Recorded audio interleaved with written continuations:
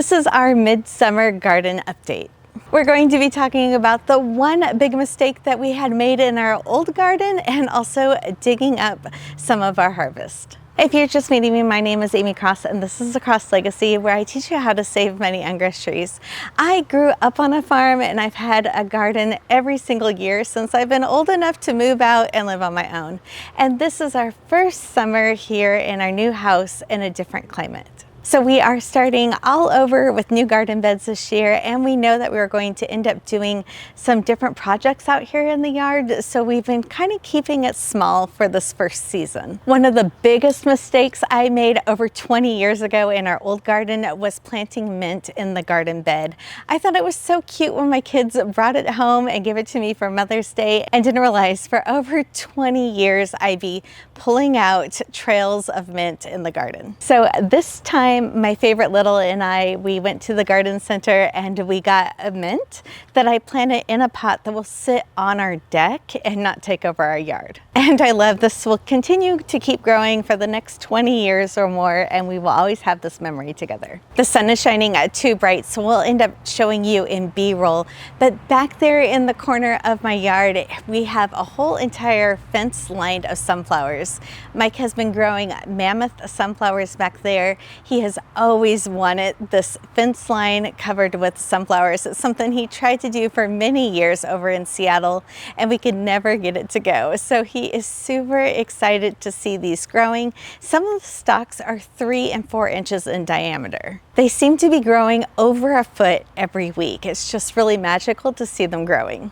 And if you follow me, you know that I add a lot of zucchini and squash to meals. I love how much zucchini and squash we're pulling out of this garden bed already, and it's just the middle of July. This bed, we did put an irrigation system in, so that way we didn't have to go over there and water it all the time. We just have to turn it on. And since this is a little play area of our yard, it's just going to be this magical little area with squash and zucchini and pumpkins growing with these really tall sunflowers. In the rolling bed that we have on the deck, I had pulled out all of those snap peas and I had planted some yard-long beans. Those are starting to grow now, and I can't wait to see them grow even taller up the trellis. And then in the 4-foot tall bed that we had planted garlic in there 9 months ago, and it's time to pull that. So we are going to be pulling that in a few minutes. And honestly, the last time I went to grow garlic, they ended up being grape size. So I am a little nervous to see how big these got, or if we are going to be disappointed when we go to pull them out. Garlic grows over winter, so you normally plant it in October and then you're pulling it out around mid-July. So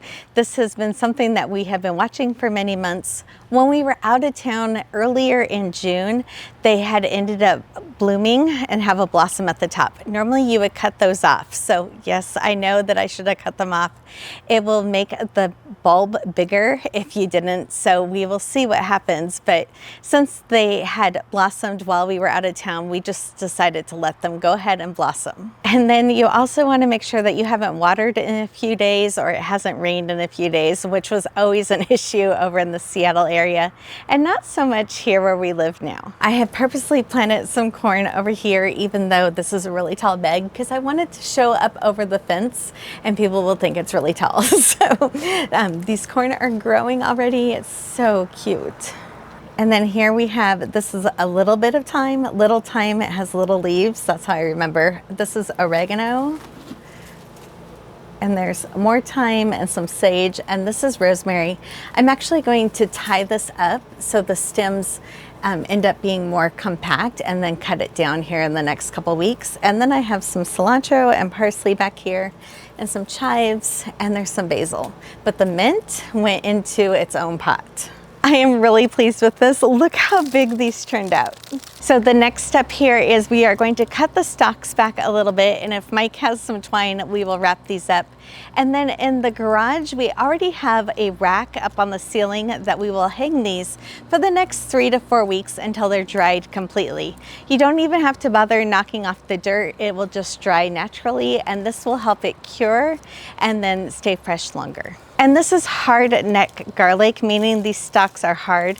If it was other garlic, then you can normally braid the stalks together. So this way we're just going to cut them down shorter and then put them on the rack. So it's just kind of fun things that we can grow in a city lot. I love that we can just go right out to our backyard and pick all the different zucchinis and squashes that we want so early in the season. Normally over in the Seattle area, we weren't getting this kind of squash until later in August. If you're new here, make sure that you like and subscribe our channel. We normally do 98% of the videos in my kitchen where I'm teaching you how to save money on groceries.